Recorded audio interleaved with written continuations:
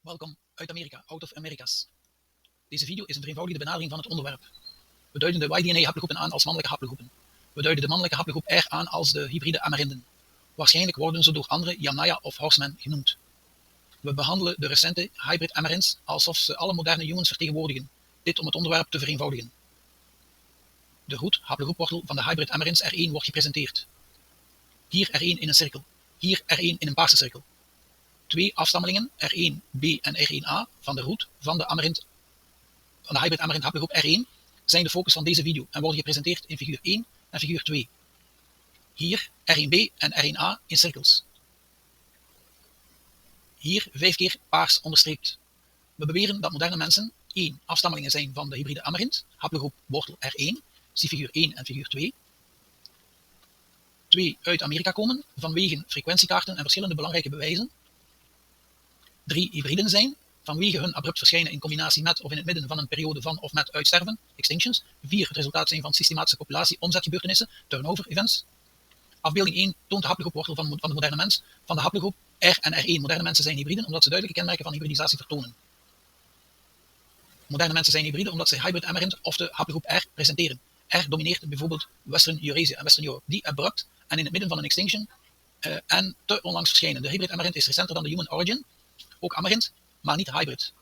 En is niet aanwezig in de bewezen plaatsen van origin, zoals het Amazon Forest en trouwens ook nauwelijks in Afrika en dan nog enkel als of met R1b. Moderne humans komen duidelijk out of the Americas omdat hun route in de Americas ligt. Moderne mensen kunnen niet uit Afrika komen omdat alle eventuele Afrikanen buiten Afrika door de R1 turnover event geëlimineerd zouden zijn of omgekeerd of vervangen, overturned zouden geworden zijn of met andere woorden zouden geëlimineerd zijn samen met alle anderen die destijds ook aanwezig waren en dat in systematische populatie omzetgebeurtenissen turnover events of een combinatie van eliminatie of verdrijving en mogelijke absorptie. Mitochondrial Eve bewijst dat alle moderne mensen hybriden zijn.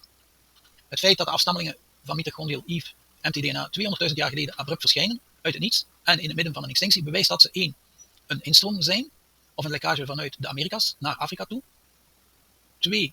het resultaat zijn van 1 of meerdere omzetgebeurtenissen, turnover events. Figuur 1 die de hoofdoceaanstroom of Zuid-Atlantische gyre of current toont van Zuid-Amerika naar West-Afrika. Figuur 2 die de plaats van de landing het aankomen in Afrika laat zien met de hybride mtDNA L1 haplogroep. Het is hetzelfde hybride mtDNA dat de Neandertalers 100.000 jaren eerder en afwisselend of intermittent presenteerden. Het feit dat de Afrikanen tegenwoordig overeenkomsten hebben met de moderne mens buiten Sub-Sahara Afrika bewijst dat ze 1. ook hybriden zijn, 2. ook moderne mensen zijn, omdat het ook hybriden zijn zoals de West-Eurasiaten en West-Europeanen die zich ook moderne mensen noemen. Sub-Sahara Modern Human komt niet uit Noord-Amerika en ook niet uit Midden-Amerika, die de hybrides produceerden en leverden de hybriden met wat consensus de Neandertaler-fractie of Neandertaler-DNA noemt.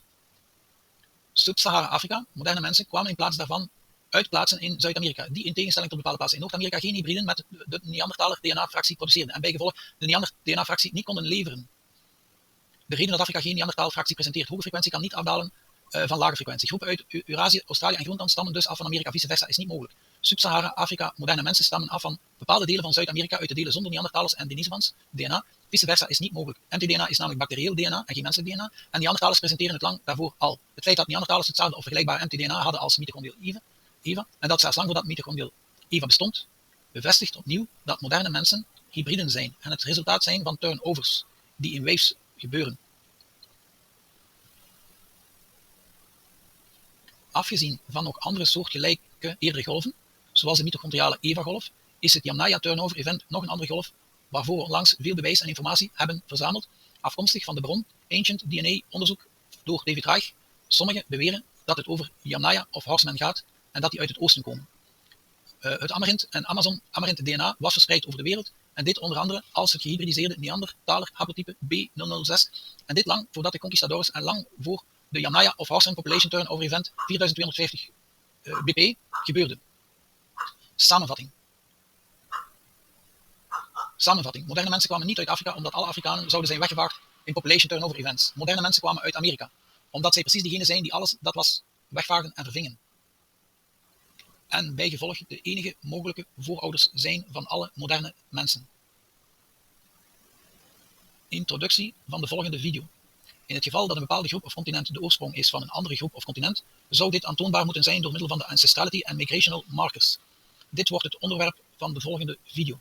Bedankt voor het kijken. Doei!